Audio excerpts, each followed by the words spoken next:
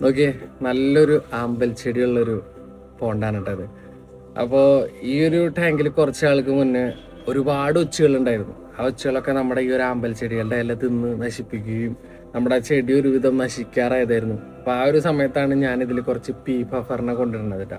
അപ്പോൾ അവർ മെയിനായിട്ട് അവർ P puffer എന്ന് പറഞ്ഞാൽ അധികം വലുതാവില്ല, അവർ ചെറിയതാണ്. അപ്പോൾ അവർക്ക് വലിയ ഒച്ചുകളൊന്നും കഴിക്കാൻ പറ്റില്ല. പക്ഷെ അവർ ഈ ഒച്ചുകളുടെ കുട്ടികളെ, ഈ ഒച്ചുകൾ മെയിനായിട്ട് ഇത് ഈ ഒരു ഇലയുടെ അടിയിലൊക്കെയാണ് കൂടുതൽ മുട്ടയിടുക. അപ്പോൾ ആ കുട്ടികളെയും വിരിഞ്ഞിറങ്ങുന്ന കുട്ടികളൊക്കെ ഒരു തിന്നും. അതുകൊണ്ട് തന്നെ ഇപ്പോൾ എനിക്ക് തോന്നുന്നു ഒരു മാസങ്ങൾക്ക് ശേഷം ഈ ഒരു പോണ്ടിൽ ഒച്ച എന്ന് പറഞ്ഞ സാധനം ഇല്ലാണ്ടായിരിക്കുന്നത് കേട്ടോ. പക്ഷെ ഒരുപാട് ആൾക്കാർ എന്നോട് ചോദിക്കാറുണ്ട്, ഈ പീ പഫർ ഈ മീനുകളെ അറ്റാക്ക് ചെയ്യണ്ട. നമ്മുടെ ഇതിലിപ്പോൾ ഞാൻ ഇട്ടിട്ടുള്ള ഗപ്പീസാണ്. അപ്പോൾ ഈ ഗപ്പീസുകളുടെ വാലൊക്കെ വന്ന് കടിക്കും. അത് ഏതൊരവസ്ഥയിലാണെന്നറിയോ, ഇവർക്ക് തീരെ കഴിക്കാൻ വേറെ ഒന്നും കിട്ടിയില്ലെങ്കിലാണ് ഇവർ കൂടുതൽ മീനുകളുടെ വാല് കടിക്കാൻ തുടങ്ങുക. പക്ഷേ ഞാനിവിടെ ചെയ്യാറെന്താണെന്ന് വെച്ച് കഴിഞ്ഞാൽ, കുറച്ച് പീ പഫറുകൾ ഇതിലിട്ട് കഴിഞ്ഞാൽ ഒരുവിധം ഒച്ചുകളുടെ ശല്യം കഴിഞ്ഞ് കഴിഞ്ഞാൽ അവരെ പിടിച്ച് മാറ്റുണ്ടാകും. കാരണം മാറ്റിയില്ലെങ്കിൽ ഇവർ പിന്നെ ഗപ്പീസിൻ്റെ വാല് കടിക്കാൻ തുടങ്ങും.